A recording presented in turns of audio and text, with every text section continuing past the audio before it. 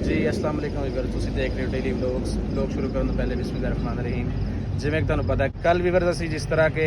ਸੁਨਸਾਨ ਇਲਾਕੇ ਦੇ ਵਿੱਚ ਰੋਹੀ ਦੇ ਇਲਾਕੇ ਦੇ ਵਿੱਚ ਜਾਮਪੁਰ ਦੇ ਕੋਲ ਅਸੀਂ ਪਹੁੰਚੇ ਸਾਂ। ਉੱਥੋਂ ਦੀ ਸਾਨੂੰ ਬੰਦੇ ਲੋਕੇਸ਼ਨ ਦਿੱਤੀ, ਜਿਹੜੇ ਅਸੀਂ ਟਰੈਕਟਰ ਵਾਲੇ ਕੋਲ ਪੁੱਛਿਆ, ਅਸੀਂ ਰੋਡ ਤੇ ਚੜ੍ਹੇ ਹਾਂ ਔਰ ਕਾਫੀ ਸਫ਼ਰ ਕਰਨ ਤੋਂ ਬਾਅਦ ਕੁਝ ਪੈਦਲ ਸਫ਼ਰ ਕੀਤਾ, ਕੁਝ ਰਕਸ਼ੇ ਸਾਨੂੰ ਮਿਲਿਆ, ਉਹਦੇ ਤੇ ਅਸੀਂ ਸਫ਼ਰ ਕਰਦੇ ਰਹੇ ਔਰ ਅੱਲਾਹ ਦਾ ਸ਼ੁਕਰ ਕਿ ਅਸੀਂ ਤਕਰੀਬਨ ਉਸ ਜਗ੍ਹਾ ਤੇ ਪਹੁੰਚ ਗਏ ਜਿੱਥੇ ਸਾਨੂੰ ਕੋਈ ਮੇਨ ਗੱਡੀ ਸਭ ਮਿਲ ਸਕਦੀ, ਵੱਡੀ ਗੱਡੀ ਮਿਲ ਸਕਦੀ। ਕਮਰ ਦਾ ਪਤਾ ਕਿਤਾ ਪਹੁੰਚ ਗਿਆ, ਲੇਕਿਨ ਉਸ ਤੋਂ ਬਾਅਦ ਸਾਨੂੰ ਝੁਕਾਲ ਆਈ ਕਮਰ ਦਾ, ਜਾਨੀ ਕਿ ਘਰ ਕੋ ਮਸਲਾ ਬਣ ਗਿਆ, ਉਹਨਾਂ ਦੀ ਕੋਈ ਫੌਤਗੀ ਹੋ ਗਈ, ਲਿਹਾਜ਼ਾ ਸਾਨੂੰ ਫਿਰ ਉਸ ਰਸਤੇ ਤੇ ਜਾ ਕੇ ਕਮਰ ਨੂੰ ਸਾਨੂੰ ਚੜਾਉਣਾ ਪਿਆ ਉਹਦੇ ਘਰ ਦੀ ਤਰਫ। ਅਸੀਂ ਵੀ ਜਾਣ ਦੀ ਕੋਸ਼ਿਸ਼ ਕਰ ਰਹੇ ਹਾਂ ਕਿ ਯਾਰ ਅਸੀਂ ਜਾਈਏ, ਲੇਕਿਨ ਨਾ ਉਧਰ ਦੇ ਅਸੀਂ ਜਾ ਸਕੇ, ਨਾ ਯਾਨੀ ਕਿ ਇਹ ਸਜਾਵਲ ਦੀ ਟੈਨਸ਼ਨ ਔਰ ਰਾਜੇ ਦੀ ਟੈਨਸ਼ਨ, ਕਿਉਂਕਿ ਸਾਨੂੰ ਇਹ ਸੀ ਕਿ ਯਾਰ ਹੁਣ ਨਾ ਪਤਾ ਰਾਜੇ ਦਾ ਸੀ ਔਰ ਨਾ ਹੀ ਸਜਾਵਲ ਦਾ। ਸਜਾਵਲ ਹੀ ਸਾਨੂੰ ਅਜੇ ਤੱਕ ਲੋਕੇਸ਼ਨ ਨਹੀਂ ਲੱਭੀ ਹੈ, ਲੋਕੇਸ਼ਨ ਉਹਨੇ ਭੇਜੀ ਹੈ, ਲੇਕਿਨ ਸਾਨੂੰ ਸਿਗਨਲ ਆਉਣ ਦੀ ਵਜ੍ਹਾ ਤੋਂ ਇੱਥੇ ਕੋਈ ਨੈਟਵਰਕ ਕੋ ਨਹੀਂ, ਕੋਈ ਕਿਸੇ ਕਿਸਮ ਦੀ ਕੋਈ ਚੀਜ਼ ਕੋ ਨਹੀਂ ਜਿੱਥੇ ਅਸੀਂ ਯਾਨੀ ਕਿ ਅਸੀਂ ਆਪਣਾ ਕਰ ਸਕੀਏ।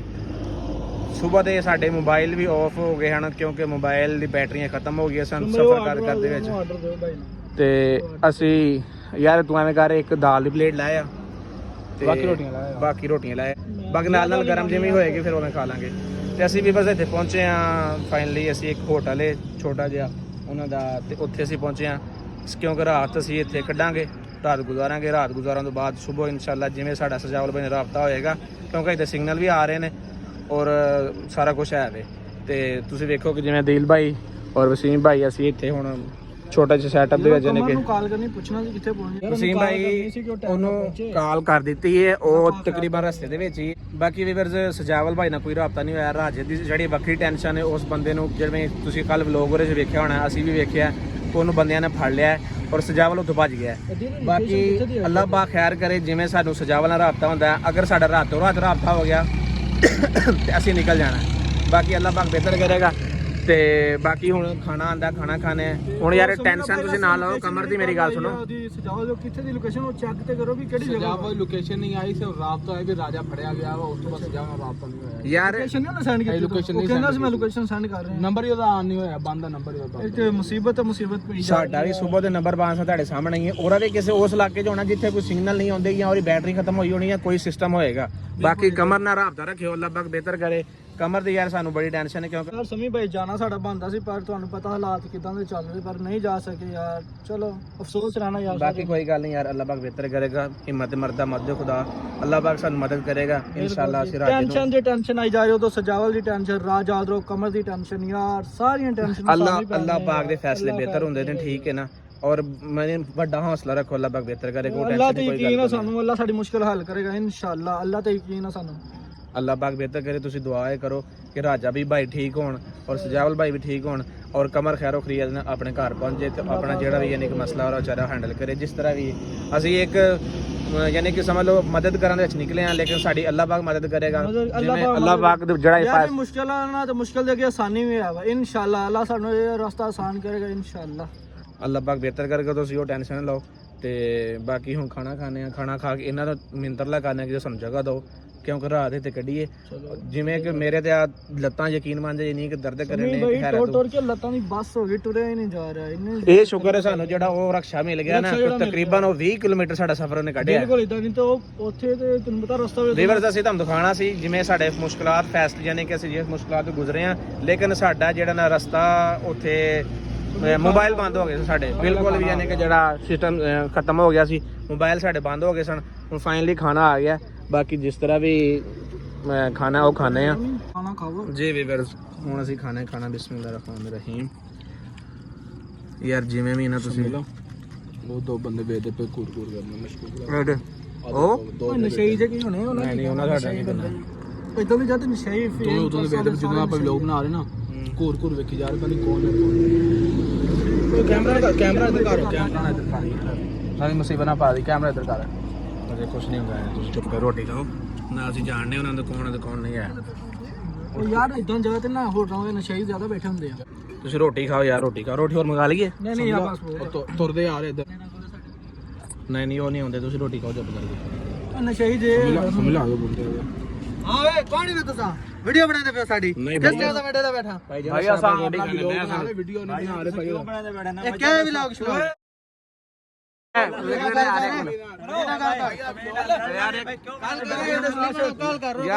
ਭਾਈ ਯਾਰ ਮੇਰੀ ਗੱਲ ਸੁਣੋ ਅਸੀਂ ਰੋਟੀ ਖਾ ਰਹੇ ਰੋਟੀ ਖਾ ਰਹੇ ਵਲੌਗ ਨਹੀਂ ਬਣਾ ਰਹੇ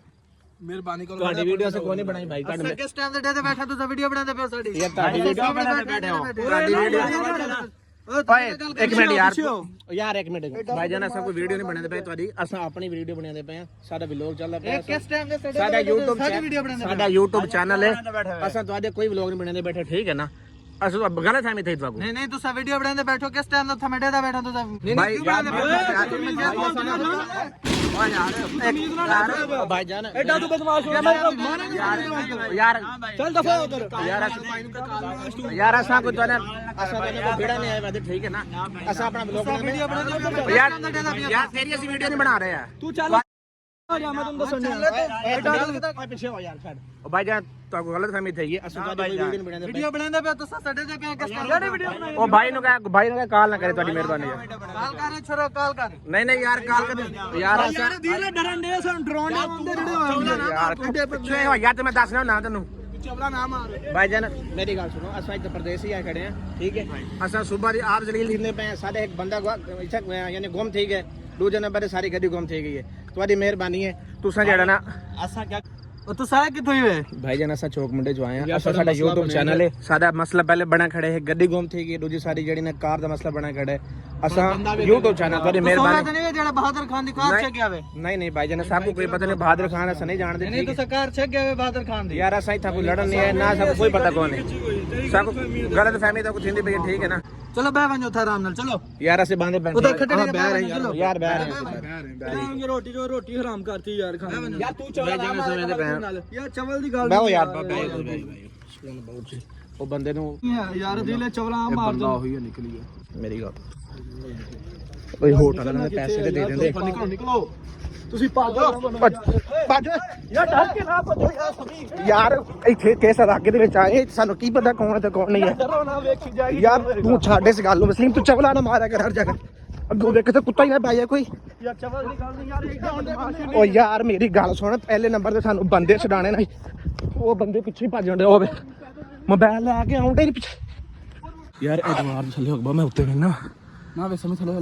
ਲੈਟ ਨਾ ਮਾਰੇ ਕੋਈ ਵੀ ਨਹੀਂ ਆਉਂਦਾ ਯਾਰ ਵੀਲ ਸਾਨੂੰ ਡਰ ਕੇ ਨਹੀਂ ਸੀ ਭਜਣਾ ਚਾਹੀਦਾ ਯਾਰ ਇਹਦਾ ਤੁਸੀਂ ਯਾਰ ਮੈਂ ਤੂੰ ਵਿੱਚ ਨਾ ਵਿੱਚ ਮਾਰਿਆ ਕਰ ਚੱਪਲਾਂ ਗੱਲ ਨਹੀਂ ਸਮਝੀ ਯਾਰ ਤੂੰ ਹਰ ਜਗ੍ਹਾ ਤੇ ਆਪਣੀ ਬਦਮਾਸ਼ੀ ਤੋਂ ਨਹੀਂ ਹੁੰਦੀ ਹੈ ਅਸੀਂ ਆਪਣਾ ਫੱਡਾ ਬਣਾ ਲਈਏ ਗੱਡੀ ਉੱਥੇ ਰਹਿ ਜਾਣੀ ਰਾਜਾ ਉੱਥੇ ਰਹਿ ਜਾਣਾ ਹੋਲੀ ਬੋਲ ਯਾਰ